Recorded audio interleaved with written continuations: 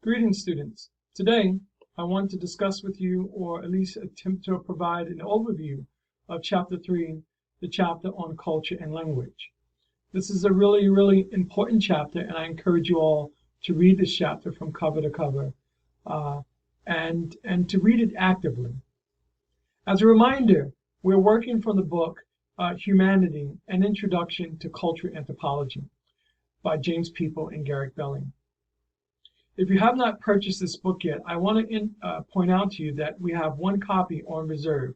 However, I cannot make any further PDF versions of the chapters. Therefore, you either want to purchase the book or you want to see the book in the library. So, we want to talk about Chapter 3, Culture and Language. And in so doing, I want to give you an overview of what your takeaways should be of this chapter, the chapter's learning objectives, and what I hope you will build a mastery on. First, I want you to be able to understand and explain, rather, why language is such a powerful means of communication, using the 5 distinctive properties that are discussed in this particular chapter. Relatedly, I want you to describe how words are formed through a combination of sounds, or what we might call phonemes. And how, in fact, these sounds create, in assembly, create words with distinct meanings. Thirdly, I want you to be able to discuss and understand the sort of global forces that result in the spread and survival of some languages, while at the same time causes the extinction of others.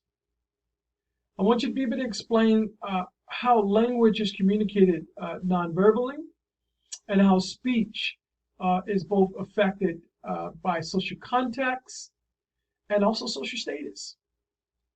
One's status and the context in which one speaks. And finally, I want you to be able to describe the Sapir-Whorf hypothesis, which is an important hypothesis understood by anthropologists. So let's talk about language.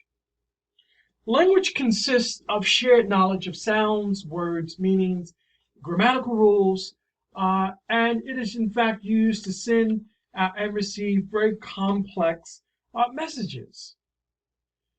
Interestingly enough, language and culture are essential for the human condition and human development. Humans are the only ones who are capable of speaking and exchanging complex ideas as we do. There is no other species that are capable of producing and sharing and receiving and understanding complex ideas, complex forms of communications. Now, of course, elephants, whales, dolphins, and apes likewise perform impressive feats of communication. But again, I should note that it is unlike our ability to do so. Now, language allows us to communicate about very sort of concrete ideas, the here and now, person, places, and things, actions and events, but it also allows us to speak about the less concrete, the more abstract and the things that are displaced over time and space, and we'll talk about that. Language is an important form of social learning by which a child is socialized into the world, or not into the world, but into the immediate cultural space, right? For example, within our country, and within that subgroup within our country. Language allows immigrants, for example, to become enculturated, if you will, or socialized into a system. So after the first generation, by second, third generation, those immigrants have fully become acclimated, if you will, to what it means to be American. It is through language, again, that we are, in fact, enculturated. There are 5 important properties of language. In your textbook, there is this concept review, and I encourage you all to pay attention to this concept review. So those 5 properties of language, and there are more, but we want to focus on the top 5, the most important 5. And that is discreteness, arbitrariness, productivity, displacement, and language is multimedia potentiality. By discreteness, simply mean that units of sound and meanings are combined in various ways to communicate messages. Arbitrariness, that you would have to share the language, the grammatical understandings of the language, the grammatical rules. You would have to know something about the phonetics of a language in order to understand the meaning of a language. In other words, that it is arbitrary because we say in this society, we say what something means. I'll give you an example. Americans call a sport in which you use your hands, by and large, football. And then Americans call a sport around the world in which you use your feet soccer, because the socks are so prominent. But people on the other side of our borders, across the Pacific and the Atlantic, north of us and south of us, call soccer football.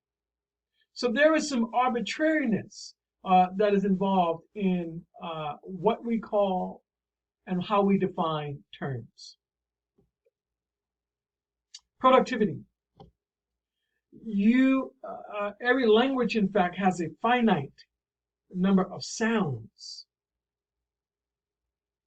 But assembling these sounds, we can produce an infinite number of words and meanings. And through the assemblage of words, we can produce an infinite number of messages. In fact, one of the really interesting things about productivity, I'll just bring some intertextuality into class and talk about the elements of rhetoric, in fact, by Ryan Innes Topping. And it's 7 chapters. I encourage anyone who wants to become a better speaker and a better writer, a more persuasive speaker, and a more convincing writer, to read this. I'm going to pull this up closer to the camera so you all can see this. The Elements of Rhetoric, How to Write and Speak Clearly and Persuasively, by Ryan Innes Topping. Okay? In chapter 6, and there's only 7 chapters, a very small book, but there's just one thing that stood out to me.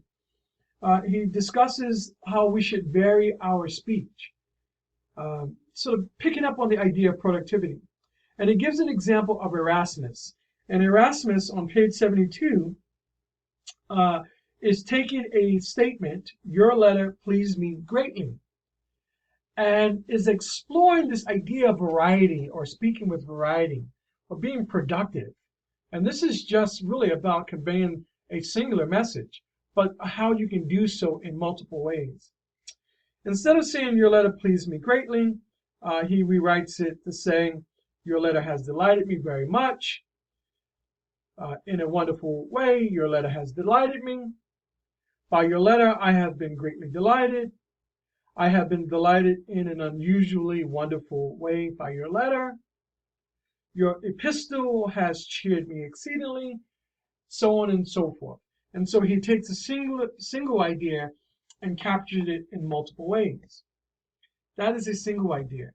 The productivity aspect of language not only allows us to sort of convey a singular idea in multiple ways, but convey multiple ideas with discrete meanings.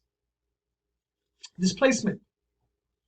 As I said earlier, we can talk about, or use language rather, to discuss concrete, person, place, or thing, the here and now. But we can also make use of language's property of displacement. That is, that language allows us the ability to discuss things, persons, and events that are remote in time and space.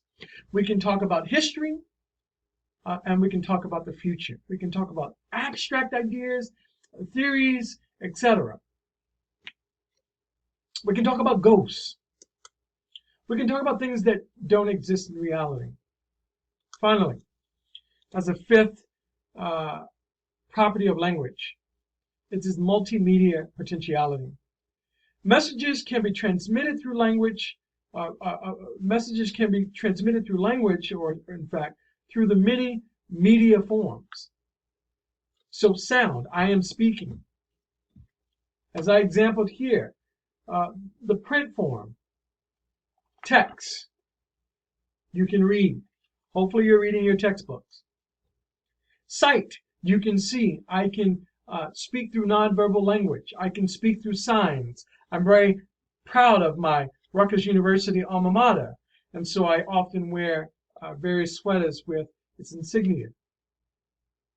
We can speak or we can communicate electronically. And what's not listed here is chemically. We can also communicate through chemicals. So, for example, various animals will excrete pheromones in order to indicate to a possible suitor that they're ready for mating. Well, we don't do the same, but we might apply, in fact, some cologne or perfume to communicate our attractiveness. A skunk may, if I can sort of coin a new term, probably I'm not the first to do it, but I'm sure Snoop Doggy Dogg said this before, we can functify, or a skunk can functify its space to communicate its fear or to ward off a threat. So language, five properties are really, really important to be understood, and particularly important for test purposes. I want to talk about grammar, which is a total system of sort of linguistic knowledge that allows a speaker of a language to send meaningful messages and to hear and understand them. Grammar is not experienced evenly. So, for example, even within the United States, amongst people who we identify as being American, you may come through a K-12 system that are very efficient and productive in teaching the rules of grammar. Some students may go to schools that don't emphasize, or there's some other factors at play where grammar is not understood as properly as it should. So, for example, in the sample PowerPoint focus group presentation, there was both grammatical issues and there was just syntax issues, and it was pretty bad intentionally. Of course, in that sample presentation, I wanted you to explore what I think might be problems. Most of you got it. Some of you did not comment on it. I wish you had of. But I think most of you get it, and it's always there for you to review and get a sense of what makes a terrible presentation. But in that presentation, there was some serious grammatical issues. Now, you have the unevenness of learning grammar within a society, but imagine if you have a society of immigrants. Their grammatical knowledge doesn't necessarily have currency within the U.S., but do they have access to American sort of grammatical understandings? Now, this is the question that we have to understand. Grammatical knowledge is in fact unconscious. Many of us who share a language, we don't necessarily or explicitly verbalize what we understand to be the grammatical rules. In the context of a learning environment, yes, we can talk about parallelism. We can talk about subject-verb agreement, having appropriate tense. We can look at issues of diction. We can talk about fragmented sentences, comma splices, and we can go on and on and on. Because we are attuned to it. We are attentive to it because in many ways our success in this academic setting is required that we have some sense of grammatical knowledge. However, everyone doesn't get the opportunity we have to go to college. And so certainly those people don't think about grammatical rules in a very conscious way. It is intuitive. We speak and understand grammar almost automatically. Although language change and language is somewhat loose around grammar, certainly we don't want to write the way we speak in many cases, and technology has changed that. We don't want to talk about LOLs and some of the other ways of communicating through Snapchat and Facebook. And difficulty happens sometimes when you, in fact, communicate quite regularly through Facebook and some of these other social media sites, and then you transfer that habit into more formal settings. However, we ordinarily do not need to think about how to speak or to understand linguistic messages. It almost comes second hand. It's intuitively understood. I want to talk with you about dialect. Dialects are variations in a single language based on factors such as region, subculture, ethnicity, identity, and socioeconomic standing. So remember I said earlier that language is also impacted by one's social status, not just their social context. Let me give you an example. When I first moved south, I heard the term y'all, which is a contraction of you all. And people would say y'all. And I had no clue what in the world they were saying. Up north, I'm used to maybe just you all.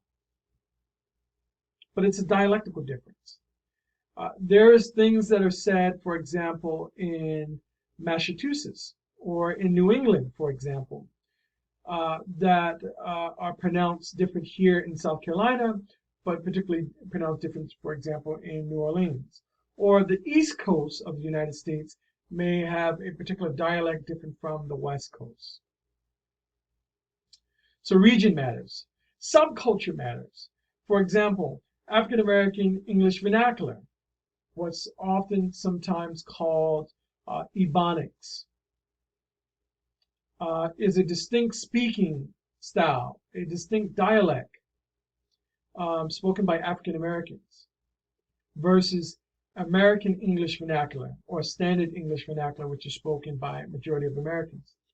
Now, when I talk about Ebonics, I want to be clear to emphasize that when anthropologists speak of dialectical difference in dialect, we're not making the suggestion that one language is better or far superior than the other.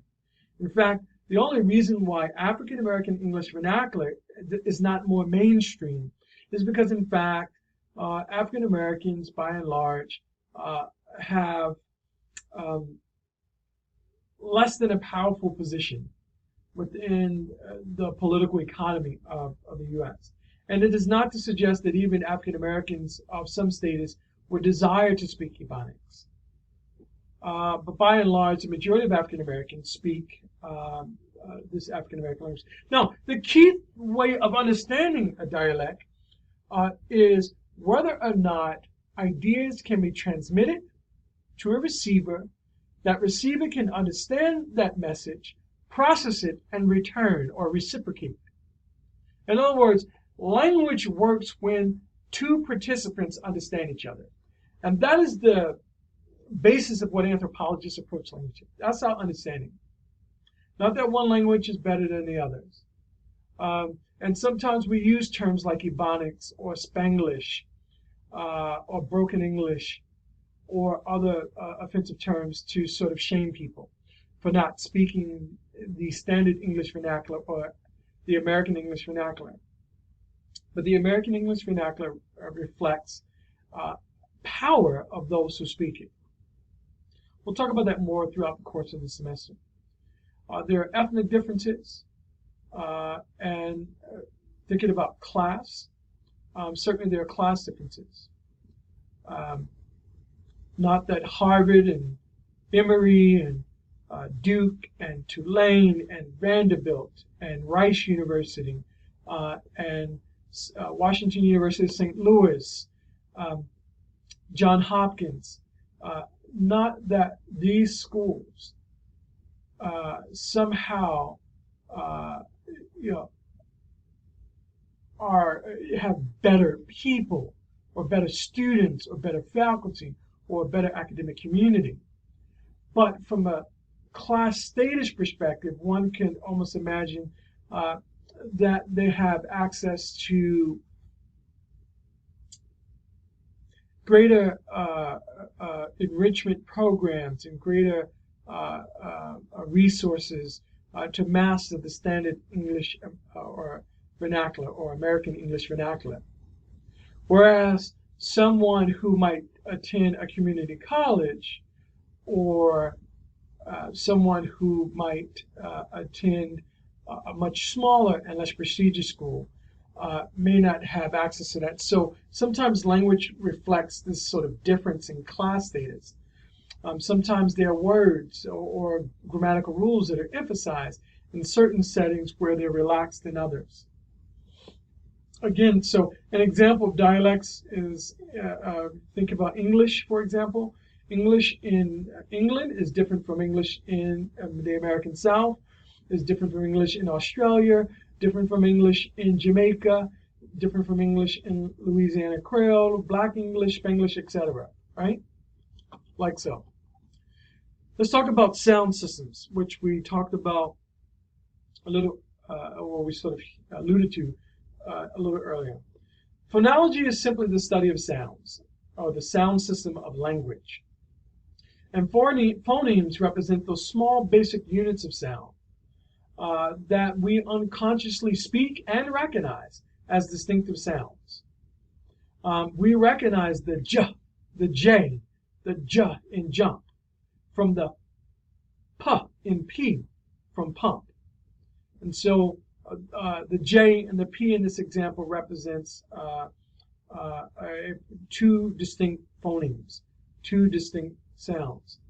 When one phoneme is substituted for another phoneme, as I change the j, the j, for the p, it changes the morpheme, it changes the word, it changes the meaning. So here you have an example of bat and pat. These are different words in English, and it's just a change in the initial letter. It's a change in the phoneme. We often use these sort of linguistic slash marks to show that we are talking about a phoneme's sort of absolute sound. So, for example, these slash marks around F means f. Slash marks around T means t. Likewise with B, b, N, n, Z, z, and L, l. And so whenever you see these slash marks, you know that we're talking about an absolute sound, and we're most likely talking about phonemes.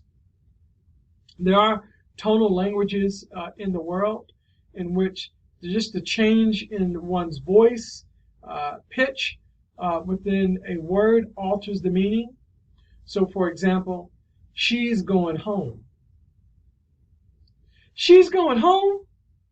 And so here I'm saying the same thing, but because my pitch has changed, the meaning has changed. The Nupe, an African ethnic group, is a tonal language. And in your textbook, they use the term ba. In a high tone means to be sour, ba in a mid tone means to cut, and ba in a low tone means to count. So whether ba is mentioned high, mid, or low tones determines what the meanings is. And an accidental use of the wrong tone can in fact convey the wrong meanings. Now when we take those phonemes and we begin to collect them into assemblages, we produce what we call meaningful sounds, ultimately words. That's morphology. Morphology is the study of meaningful sound sequences and rules by which words are formed. Morphology is the study of units of meanings of language. And the most basic form of the morphological system is what we call morpheme. It's any sequence of phonemes that carries a meaning. So again, J-U-M-P represents jump, and that carries a meaning.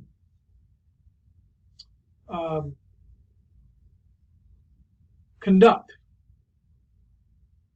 carry. These are morphemes that carry, that convey a meaning. Now I can, in fact, change carry or conduct by adding what's called a bounded morpheme to it. So I can turn conduct into misconduct, or I can turn carry into miscarry. This gives us an example of two types of morphemes, or two ways of classifying morphemes. One, you have what's known as a free morpheme, which can be used alone. Desire, possible, carry, conduct, health, complete, anthropology, read, establish. And in fact, you have a bounded morpheme. These are words, or these are morphemes rather, that are attached to free morphemes, and it alters the meaning. I wouldn't necessarily think of these as affixes. Affixes are suffix and prefixes, or suffixes and prefixes, because it could be just verb tense. Add in a D, it could be pluralization, add in an S on something. So for example, I can say, take the word health and add a bounded morpheme of ly to its end, and a un to its front end, and call it, or front, and call it, and change the word from health to unhealthy. I can add a tense, past tense, to complete it, and it's completed. All right. Well, that didn't make sense. I can add ed to complete and change it from complete to completed. Established to established. I think you get the idea. And here are some examples of bounded morphemes in terms of pluralization, for example. And of course, pluralization means more than one. There is nonverbal communication. Kinesics is the study of bodily motion. Sometimes I move, sometimes I adjust in my chair. I'm doing it because I'm a little uncomfortable. But sometimes people move with intentional reasons. They want to convey something. I was conveying my lack of comfort. Other people can sort of emphasize terms with their hands or speak with their hands, etc. One of the things I learned in my career in law enforcement, that African Americans and Latinos tend to speak with their hands. And if you actually understand that they're more expressive in that kind of way, and they communicate in that kind of way, then you're less likely to assume that they're being aggressive and to escalate the use of force and create a really unproductive situation out of something that could have been resolved very easily. Some nonverbal facial expressions convey the same messages in almost universally. Typically, when people are pleased or excited about something, when they're sad or puzzled or angered about something, there is this sort of universal expression. I challenge you all to find someone who has immigrated recently into the country and try to observe their facial expressions to pleasurable news, sad news, news that might provoke anger, and just look at their facial expressions and try to determine how different they are from what you are accustomed to seeing. Now, kinesics is the study of body movement. Proxemics is the study of space and distance. In the U.S., we typically communicate messages by how close we stand to people. So, for example, if I stand within 2 feet of you, we have some kind of intimate relationship. We can either be family members or we have something on a relational level that is in fact intimate.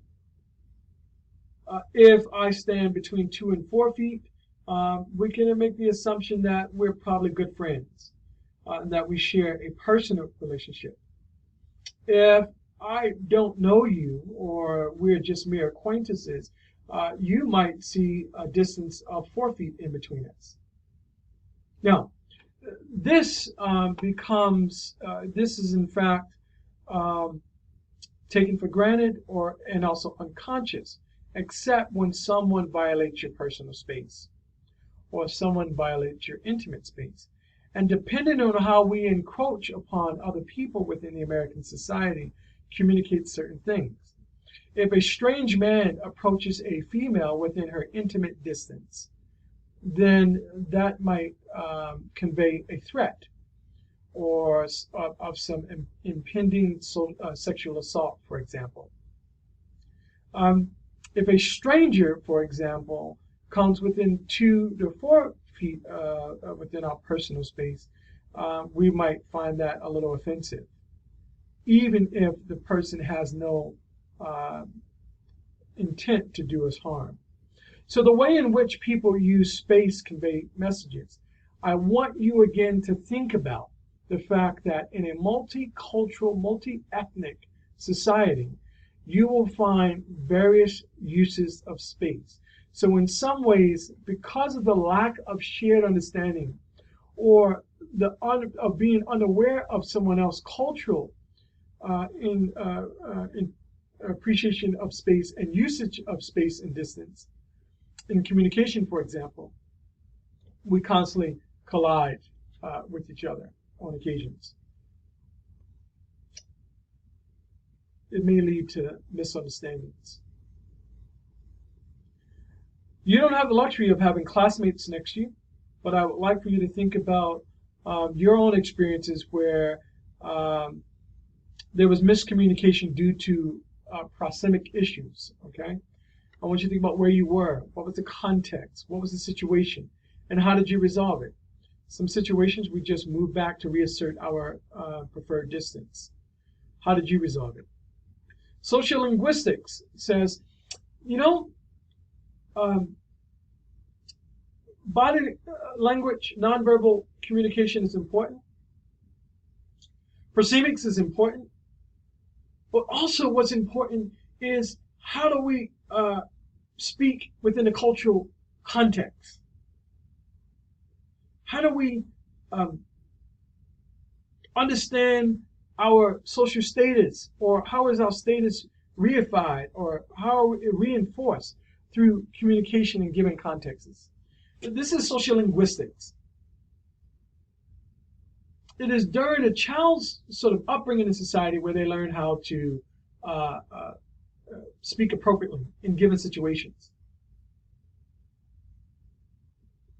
And in anthropology, we not only look at the development and understanding of a child as they grow in a society and cultured in society, but we want to understand the grammar, if you will, of social linguistics, that is, speaking in given contexts. Notice the social use of speech. Now, one of the first things we think about is the semantic domain, which is a class of things or properties that are perceived as alike in some fundamental respect or hierarchy, or they are hierarchically organized. Every cultural group has its own semantic domain. And this semantic domain could be a set of words that, in fact, belong to a particular class group. Or an inclusive class of things. So chair, table, ottoman, china cabinet belong to the semantic domain of furniture.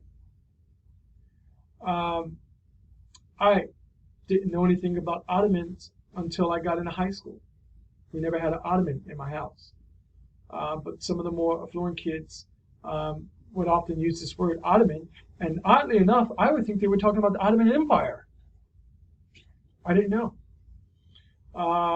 So not that an ottoman, possessing an ottoman should determine one's wealth, it's just that I grew up in a family that was somewhat deprived of certain material sort of accoutrements of maybe the middle class or just of a quality of life. Semantic domain, this hierarchical structure, the hierarchical structure of the semantic domain depends on the importance of the objects or the actions in people's lives. Here is an example for you to note here, but social linguistics is about power.